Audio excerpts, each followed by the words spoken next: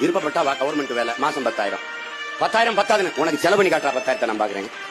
ஏன்னு கேளு அம்மாவுக்கு முடியல, நான் தான் வைத்தியம் பார்த்தனே.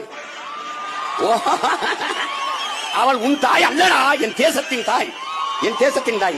நான் பார்ப்பேன் 1 ரூபா மருத்துவம், 1 கோடி மருத்துவம் என் தாய்க்கு நான் ஆக சிறந்த உலகத்தின் தலை சிறந்த மருத்துவத்தை என் தாய்க்கு நான் கொடுப்பேன். நாமக்கல்ல இருக்கிற ஒரு குடிசையில ஏழை தாய் தூக்கி போம்டா, கவர்மெண்ட் அது பார்க்க முடியாது.